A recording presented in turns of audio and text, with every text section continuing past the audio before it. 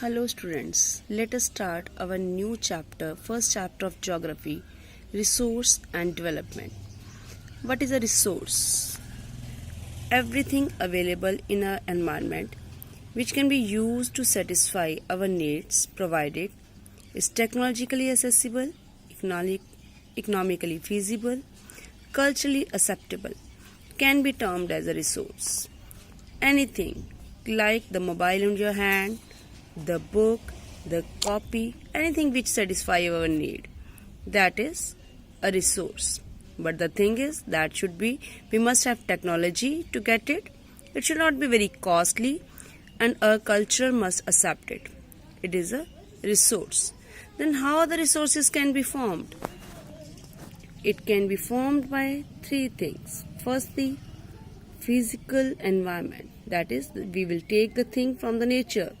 We will apply technology on it and put it in the institutions. In this form, the resources are formed. This is the interdependent relationship between nature, technology and institution. It is not free gift. Then how can we classify? Firstly, natural and second, human-made. In natural, it is renewable, non-renewable. In renewable, continuous or biological. In biological, flora and fauna. In renewable, recyclable, non-recyclable. In human, it can be structure and institution, quantity and quality. Now let's see in detail. First, classification of resource on the basis of origin. That means from where it has been originated. First is biotic, second abiotic. Biotic means which have the life, like human, plants, animal, these are biotic. And abiotic which do not have life, like rocks and metals. Second, on the basis of exhaustibility. It can be of two types, renewable, non-renewable. Renewable, which can regenerate itself, which are replenishable, like solar energy, wind energy, forest, wildlife, these all are renewable. And non-renewable, which cannot be renewed, which are not replenishable, which are exhaustible, once used will finish, like fossil fuels. एक बार use किया, finish. Next is on the basis of ownership. That means who is the owner? Firstly, individual, community, then national and international. Individual, which belong to a single person. That is individual. आपकी copy आपकी है, individual. Your home, individual. Then community, which is owned by a community, like village park, like your school, like picnic spot. These are owned by a community. Then national resource. Listen students, all the resource basically belong to a nation. Roads, canal, railway, these all are belong to the nation. All the minerals, water, even your home, everything belong to. इसमें हम क्या लेंगे कि all the resource which are under the boundary of a country, political boundary of a country, plus 12 nautical mile. 12 nautical miles which is equal to 22.2 kilometer in the ocean. That is a national resource. And international resource क्या हो गया? Which is beyond 200 nautical miles in the ocean. Ocean में 200 nautical miles से बाहर जो है, that is international. और 22 nautical miles तक जो है, that is national.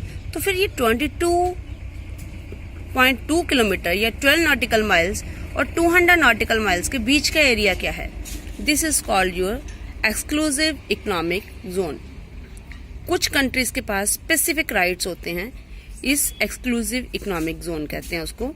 उन कंट्रीज के पास ही रिसोर्स उनको लेने के, लाइक मैंगनीज नोड्यूल जो हैं in the Indian ocean, India has the exclusive right to get things from here.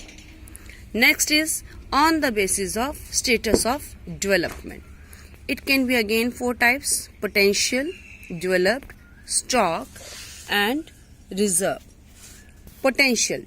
Resource which are found in a region but not have been utilized. Like we know that in Rajasthan and Gujarat there is enormous wind energy, solar energy, but not been developed properly. This is the potential. Second is developed, which are surveyed, resources are surveyed, उनकी quality quantity check होती है and उसके बाद उनको use किया जाता है. Third is stock. Resource available है एनवायरमेंट में, we have the potential to satisfy but we don't have the technical know how, then it is a stock. For example, we know that the water is compound of two inflammable gases, hydrogen and oxygen, but we don't have technical know-how. Then it is a reserve. ये सारी चीजें हैं और technical know how भी है and we are not using that is technical know how is there but even then we are not using, then it is reserve. For example, we know that hydro electricity can be generated from the water, but that does not mean कि सारे पानियों पे हमने dams बना दिए. No, all the rivers are not using to make dam. Then next is the development of resource. क्या resource जैसे मिलते हैं वैसे यूज होते हैं? No, we have to develop that. And if we develop that more, if we use that indiscriminately, then it may have many problems. Firstly, that is depletion of resource. Resource will deplete, खत्म हो जाएंगे.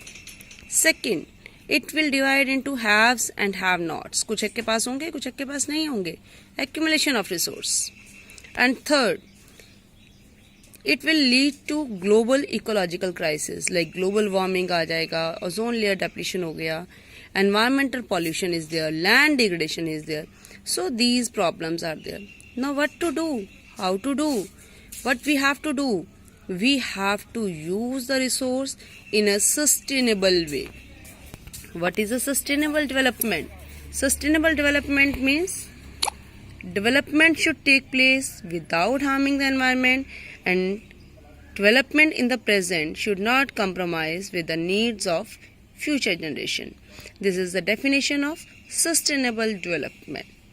What steps have been taken for this sustainable development? क्या किया हमने कि this sustainable development, planned development can be there? The very first step is Rio de Janeiro Earth Summit.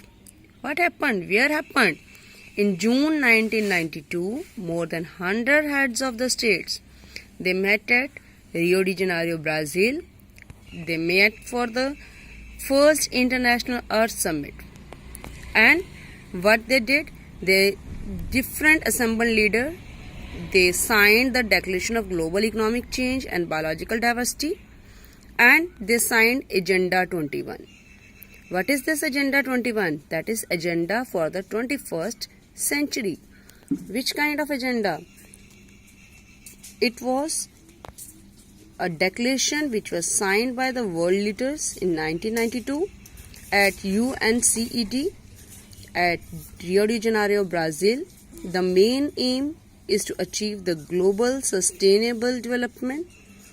It was to combat the environmental damage, reduce the poverty, reduce the disease through global cooperation and mutual interest. Mutual needs and the responsibilities were shared better. It was Agenda 21 is that every local government should draw its own Agenda 21. For that, what was to be done? For that, it was the resource planning. Resource को plan कर लो. What is resource planning? Resource planning is the judicial use of the resource. Then what is the importance? Why do we need resource planning? ज़रूरत है ही क्यों है?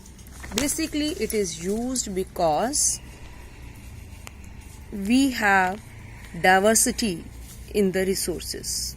Diversity means कहीं बहुत ज़्यादा है, कहीं बहुत कम है. Some areas are rich, but the another areas are deficient.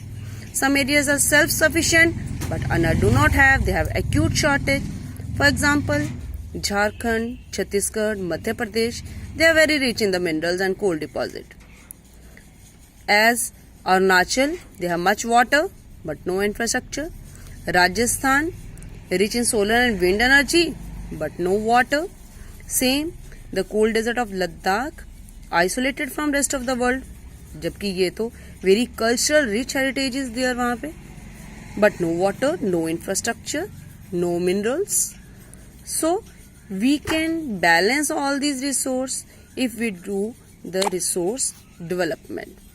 Now, resource planning.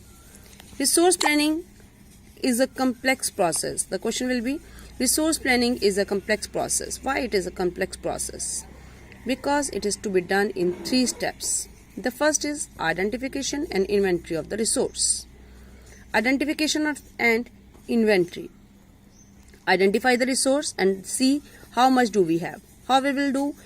It will include survey, mapping, qualitative and quantitative estimation. Second is evolve the planning structure and check your technology, skill, institutional setup. Third, match up the resource development plan with overall national development plan. And in this way, what we can do, we can conserve the resource. Resource conservation can be there. Because why should we conserve the resource? Because resources are less, we have to use it in a proper way. If we will use over, then they will exhaust. Even Gandhiji said that there is enough for anybody's need but not for anybody's greed. He placed the greedy and selfish individuals and exploited natures of modern technology as a root cause of resource depletion at the global level. So, he said, we have enough if we use it in a proper way. If we will not use it, then it will exhaust.